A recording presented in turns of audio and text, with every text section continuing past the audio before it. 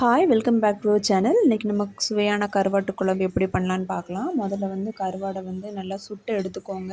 சுட்டு எடுத்ததை நல்லா வந்து அதோட தொலியை நீக்கி சுத்தப்படுத்தி வச்சுக்கோங்க. அப்புறமா தேவையான பொருட்கள் எல்லாத்தையுமே எடுத்து வச்சுக்கோங்க. புளியை நல்லா கரைச்சி அதோட தண்ணியை எடுத்து முதல்ல வந்து சட்டியில் ஊற்றிக்கோங்க.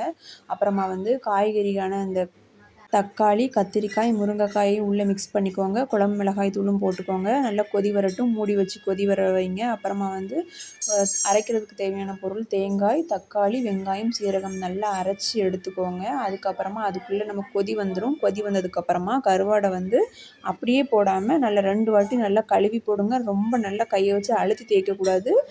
சும்மா தண்ணியை மேலால் ஊற்றி லைட்டாக தான் கழுவணும், எல்லாம் வந்து உடஞ்சிரும். அப்புறமா வந்து அந்த கருவாடை வந்து குழம்புக்குள்ளே போட்டுருங்க. அப்புறமா வந்து அரைச்ச தேங்காய் விழுதையும் நம்ம வந்து அந்த குழம்புக்குள்ளே வந்து ஆட் பண்ணிக்கோங்க. அது வந்து ஒரு வாட்டி கிண்டி விடுங்க, ரொம்ப கிண்டாதீங்க.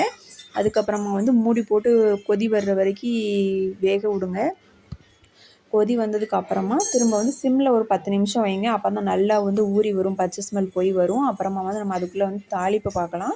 தாளிப்பு வந்து எப்பவும் போல் ஒரு கடாயில் எண்ணெய் 2 டேபிள் ஸ்பூன் எண்ணெய் ஊற்றி கடுகு, வெந்தயம், அப்புறமா வந்து சின்ன வெங்காயம், கருவேப்பிலை, அப்புறமா இவ்வளோத்தையும் போட்டு நல்லா வந்து பொன்னிறமாக வதங்குற வரை நம்ம வந்து தாளிக்கணும். அதை தாளித்து முடிக்கையுமே நம்ம என்ன பண்ணலாம் அப்படின்னா, நம்ம வந்து கொதி வந்து அடங்கின அந்த குழம்புல வந்து கொட்டி நம்ம வந்து மேலால் தாளிக்கலாம். பாருங்கள், இதை பார்க்கும்போதே நமக்கு வந்து சாப்பிட்ற அளவுக்கு வந்து நமக்கு வந்து நாக்கு ஊறும்.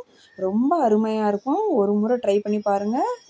சேனலை சப்ஸ்கிரைப் பண்ணுங்கள். தேங்க்யூ ஃபார் வாட்சிங்.